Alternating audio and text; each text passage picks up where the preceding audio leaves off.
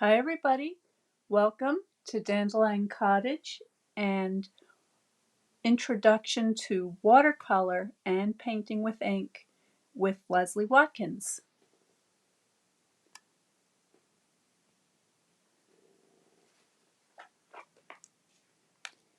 Today I'm going to show you a very easy and inexpensive way that you can get started painting with just a few supplies. So basically for either watercolor or ink painting, all you need is a brush, some paints, and some paper. Okay, and if you are a paper crafter and someone who enjoys stamping, you can also use an optional stamped image to begin with. Otherwise, all you really need is a number 2 pencil,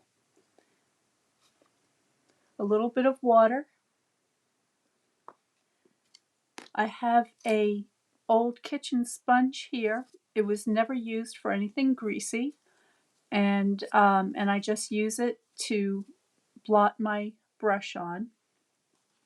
And I've got a couple of paper towels or tissue, so whatever you happen to have handy. So to get started, I'm going to be using this paper today. This is Fluid 100 watercolor paper, and all of the materials that you see me use today are also available in a kit. And if you're interested in learning more about that, there will be a link in the description below. So I've got a piece of the Fluid 100 watercolor paper here that I've just cut in half.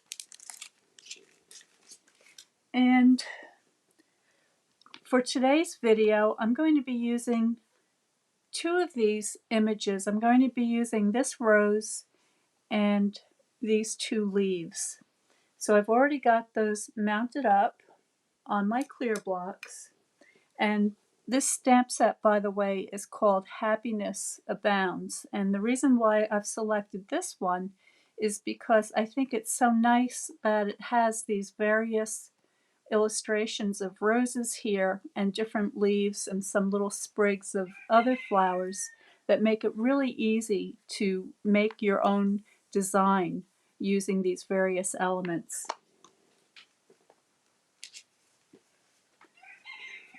I've got a water painter, which is a kind of a brush that has a reservoir in the handle, which you can fill with water if you'd like to take your brushes with you on the go.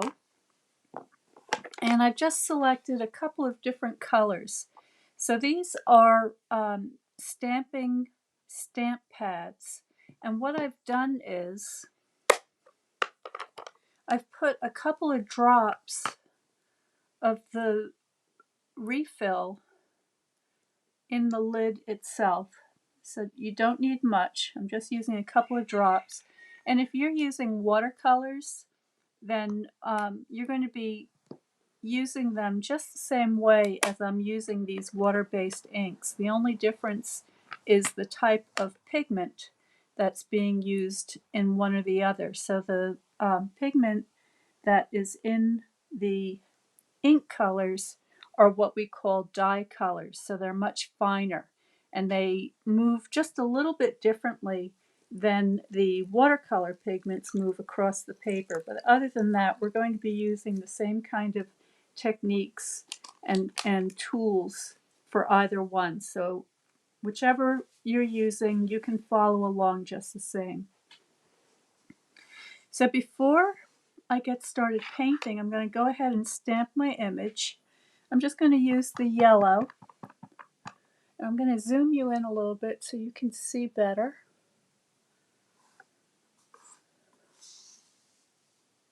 There we go. And I'm going to just do a rose with as a central motif. So I'm just kind of angling the rose so it's pointing up towards the left-hand corner. And then with the same color, the same yellow, I'm just going to add a couple of leaves on either side just to give it a little bit of style. Okay, so that's basically my design. And maybe what I'll do is I'll add one more leaf. And to do that, to add just one leaf, I'm going to clean off my stamp, and then I'm going to just put half the design on my stamp pad. Okay, and that should give me just an extra leaf on this side of the rose, so that's not quite so symmetrical. Alright, so that is our stamping done.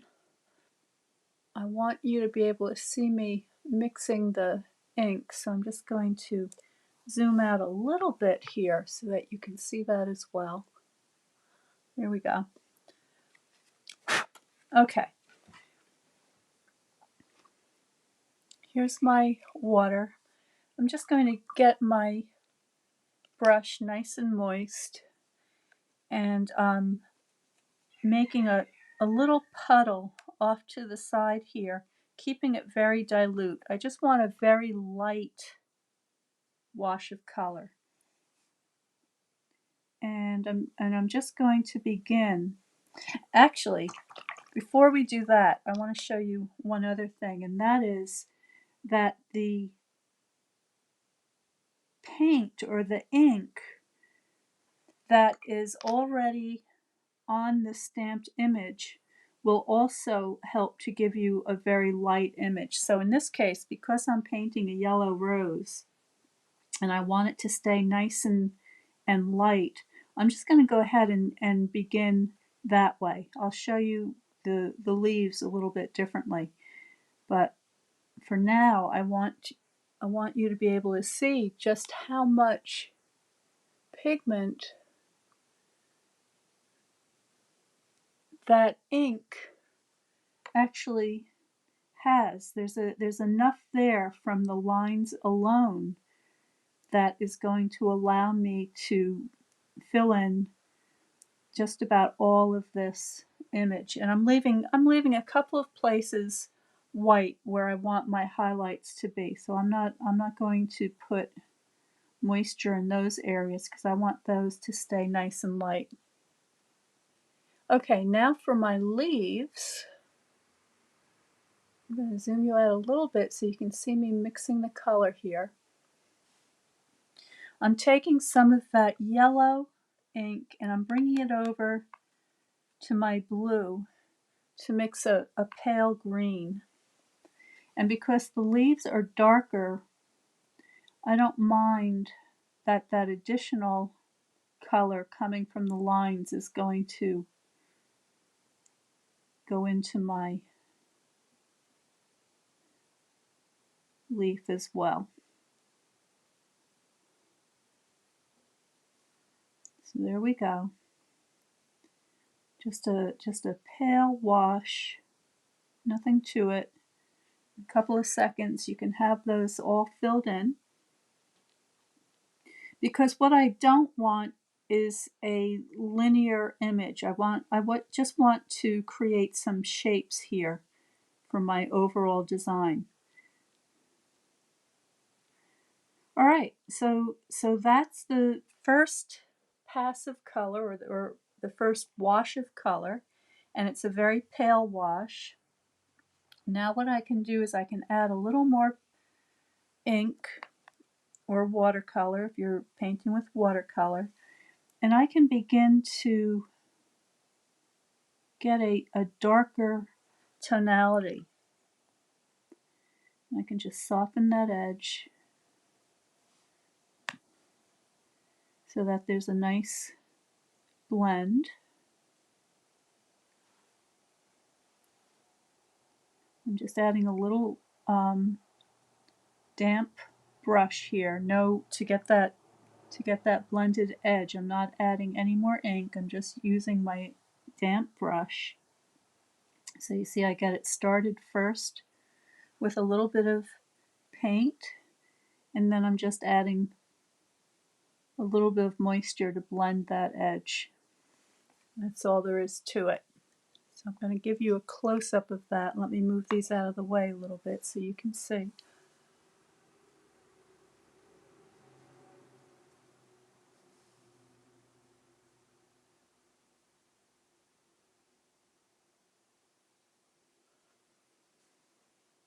All right, so I'll do that again.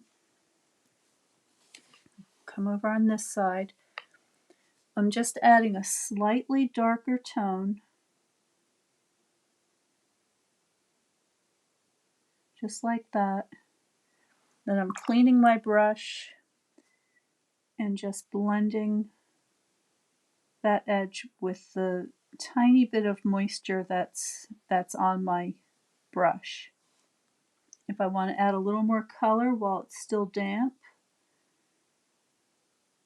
I can do that, and that will blend with what I already have on there, so I can get that as dark as I would like. So again, to this other leaf, same thing, just dropping in a little bit of darker, slightly darker color, and then cleaning my brush and just blending it. So that's how you do that. And I'm going to do exactly the same thing now to my flower. And I'm going to be painting this flower as if the light was coming from this direction. So the light's coming from the upper left, which means that this side of the flower is going to be in shadow. So I can make that a little bit darker.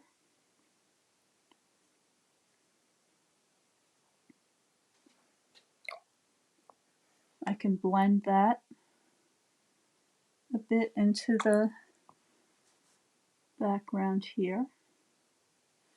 Okay, and then I can take a very condensed, strong brush full of the yellow, and I can put a couple of accents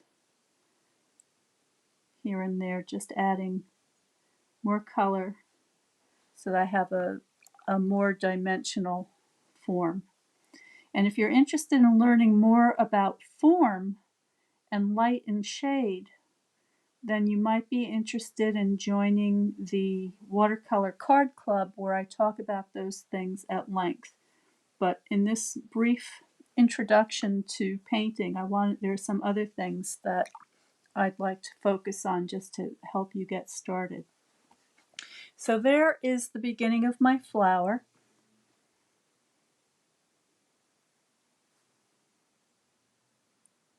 A little more color on these petals coming toward us. And now what I can do is I can put some detail into those leaves. So I'm going back into my green mixture, taking a little bit more of my yellow and adding it to the blue so I have a nice dark green. And I can start to draw with my brush. I can add the veins to the leaf. Since this is a rose leaf, I can put that kind of serrated edge so that it's a little more in character with the rose. So you can use your stamped image as the basis for your design, but then of course you can add your details as you'd like to vary it a little bit. So I'm just going to go around the edge and put some of that kind of toothed texture so that the leaves aren't quite so generic. And I'm going to paint the leaves with the same idea of the light coming from the upper left. All right, and that means that as this leaf turns under the rose over here, it's going to start to get a little bit in shadow. The same over here. as the leaf turns away from the light. So you always want to be thinking about direction of light and how that is affecting the different forms.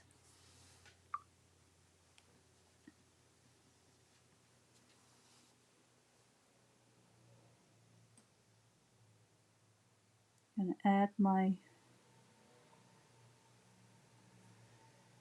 edge to these leaves.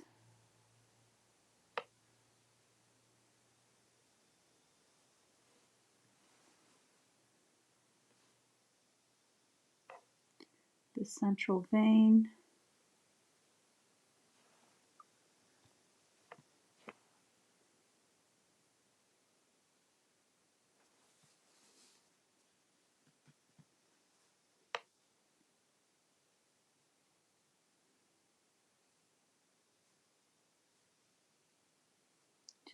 Just take your time, and with just a couple of little touches, you'll have a very convincing picture. Now, it takes some practice to learn how to control the amount of water that you're using on your brush. So you might want to just practice making shapes on a scrap piece of paper just to become familiar with how much water you'll need to be able to move the color the way you want to. So it's just to do those little exercises, and in no time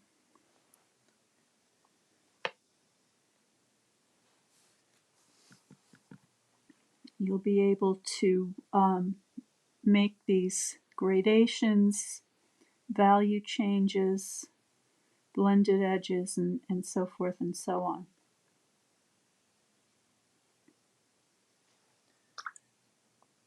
Now this leaf got a little bit too blue, so I'm just going to pull that together. And because this leaf now is underneath,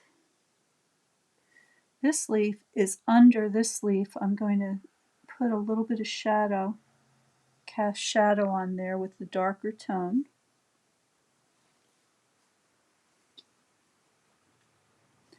And then I'm just going to go back and adjust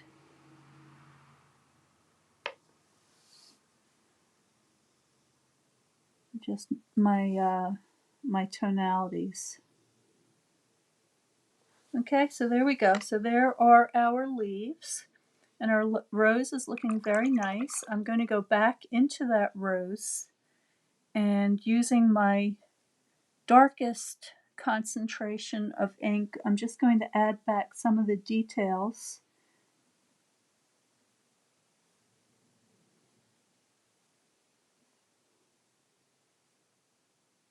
Okay, and basically we are done.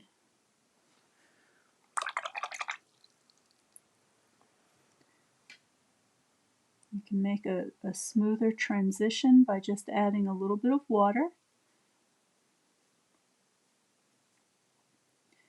And I'm simply following the movement of light,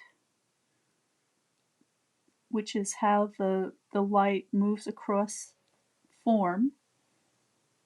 And that is one of the lessons that I go over in the Watercolor Card Club. So if you'd like to learn more about how light moves across form, how to manage your values, to be able to create forms and to be able to create shapes that appear to be three-dimensional on a two-dimensional plane, that's all part of the basic fundamentals of painting. And I spend some time at length on all of these different things, including color theory, perspective, and much, much more. But for a brief introduction, this will help you get started. Okay, so with your colors, your brush, and paper, you can begin painting and practicing these things right away. And then, if you'd like, you can use these little images to decorate your note cards or your boxes. You can combine stamped images to create patterns and just go on and on and on. So, to finish up, I want to add some nice dark accents now. So, I'm going to go into my pure blue and I'm just going to put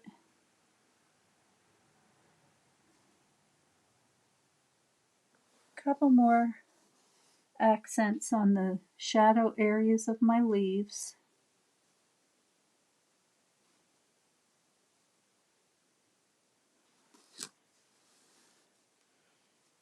And I'm done. So thank you so much for joining me today. I hope you found this helpful. I hope that you are inspired to give it a try.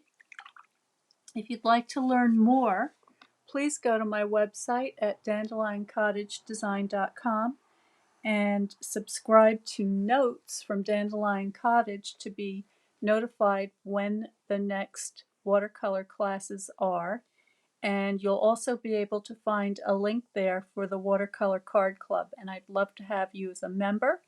And you will have the opportunity to be able to ask questions, share your work, get critiqued, and meet a fantastic group of very friendly and supportive people who would love to have you join us. So thank you so much. Stay well, stay creative, and I will see you next time.